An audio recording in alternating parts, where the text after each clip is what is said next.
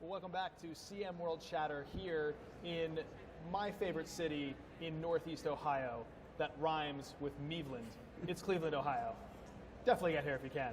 I can't tell you. Oh, it's just an amazing city. Anyways, CM World Chatter is the live show we're doing all day here at Content Marketing World 2018, and I am still your host, Jay Acunzo. Haven't solved that problem at all, but luckily I've switched out my guest this time for Joe Lazauskas. Thank you for coming on the show, Joe.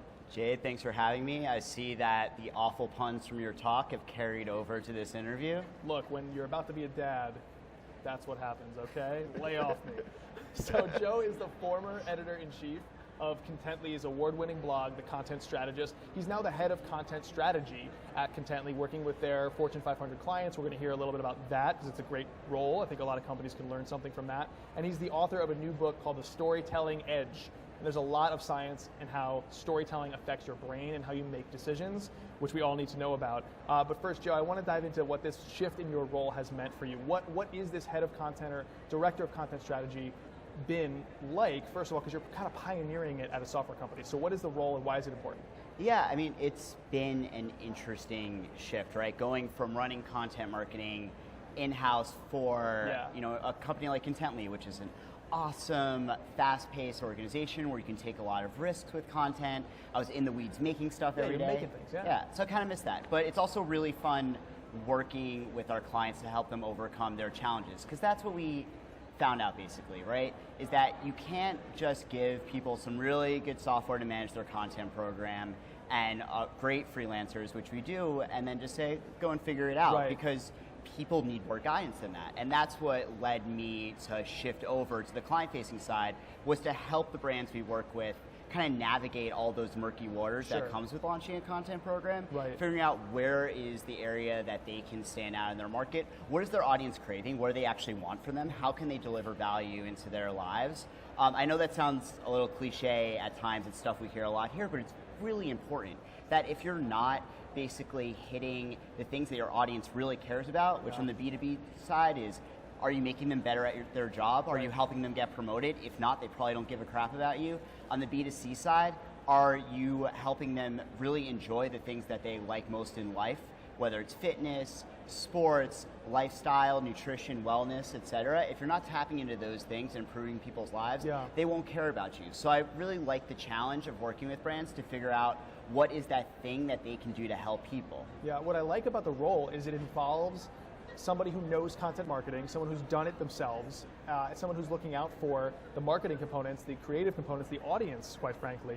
It involves someone like you before the sale closes and after the sale closes. Yeah, we talk to people from the very beginning. That's sort of where me and the team that I work with come into play in talking with clients before they even have any sort of proposal in front of them, because we want the right solution. Like, I don't want people to be buying more software than they need, or committing to a degree of content that's either too much or too little that they need.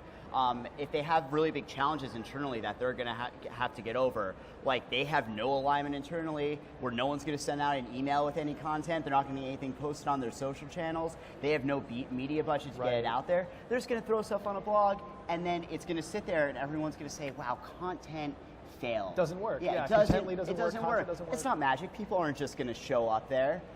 So we need to get all those things in place to ensure that our clients are successful, so we're not wasting our time and they're not wasting their time. You and I come from the tech sector. Customer success is a big new role, right? And I feel like this has a flavor of customer success. It's ensuring that they're not just buying the company's products, but they're actually adopting the way you guys espouse doing this stuff. It's the philosophy and the execution that matters most for your customers. Yeah, it's customer success with like a flair of leading people through a dark jungle they've never been in before, but having some really good machetes to lead the way. You said that because you just came back from the jungle in Hawaii. I can tell with your tan. I'm super jealous.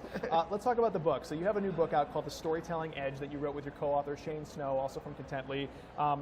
Any favorite stories that you can share? I know that book is really about the power of storytelling and the neuroscience. What are your favorite examples or case studies from that book? Yeah, there's one that always sticks with me, which is of Michael Dubin from who started Dollar Shave Club, just because his personal story resonates with me, because I went to art school, right?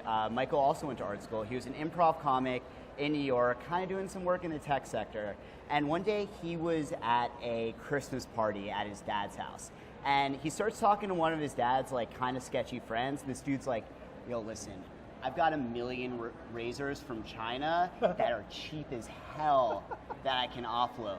And he's like, really, tell me more about that. And they have some drinks and they keep talking. He's like, we should start a subscription service where we sell these razors every month. Because he'd gone to, the pharmacy, you have to get people to open up the little case, you have to get all the razors. You're a podcast, every podcast ad is about that problem now. But he had to get investment, he had to get people bought in.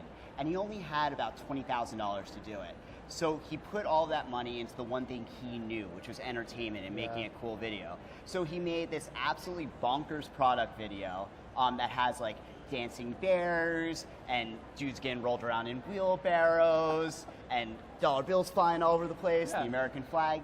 But that really talks about why he started the company and why their razors are, effing great. Yeah, he talks about his grandfather. I remember one of the lines is like, looking good, pop, pop. Yeah. And it's hilarious, and it's extremely relatable to the audience that he's trying to reach. To people like me or you who might have that same frustration with shaving, we're kind of looking for something a little funnier. No, it's because it's all about the very calculated scruff. I know what you're doing over there. Yeah, this takes hours. So, but people are like, okay, that's great. It's a viral video, but it's the reason so many people watched it that we need to look at harder. Yeah, well, the reasons that people watched is because it resonated with them. But I think what's even more important is that Dollar Shave Club didn't just stop there. Content has continued to be a key part of the relationship building strategy. Right. So every delivery you get from them, you get a bathroom reader. They have probably the editorially best brand blog in the world right now in Mel, which has become a competitor to GQ. Unilever bought them for $1 billion a couple of years ago. Their multiple based on their revenue, they should have only been valued about 300 or 350 million. The reason Unilever paid a 3x increase on that is because of the deep relationships they had with people, which is the result of the really funny video content they create, the awesome content marketing program they have with the reader and with Mel. So it just shows how important content can be to thinking differently about how to market a product and sustain relationships with your customers. Right, so in 30 seconds, there's 4 different ways, 4 elements of storytelling that affects the brain. I know you talk about the neuroscience in your speech tomorrow, and people at Content Marketing World should check out that speech. What are those 4 different ways really quickly? All right, rattle them off. Relatability, as we just said, do you see yourself in the protagonist or the piece of content you are reading? Novelty, is this something new? Our brains are programmed to light up when we see something new in response to potential threat or something that I need to learn. Fluency, is this story easy to understand and follow along? Is it a white paper filled with a ton of dry academic jargon, some really poorly designed charts that I just want to run away from screaming? Or does it immerse me in? And finally, tension. So it's the gap between what is and what could be, opening and closing that again over and over again. A lot of similarities to what Andrew Davis talked about with the curiosity gap this morning. But if you want to really learn and see firsthand how it affects our brains, stop by my talk tomorrow, 1:30, Atrium Ballroom A. Be there. This is Joe Lazauskas. The book is The Storytelling Edge. You can go to thestorytellingedge.com to pick up your copy. It's such a good book. Him and Shane are incredible writers. Joe, thank you for coming on the show. This is CM World Chatter. I am Jay Kunze. We'll see you in a few minutes where my next guest, I can't wait for this, is going to be another person.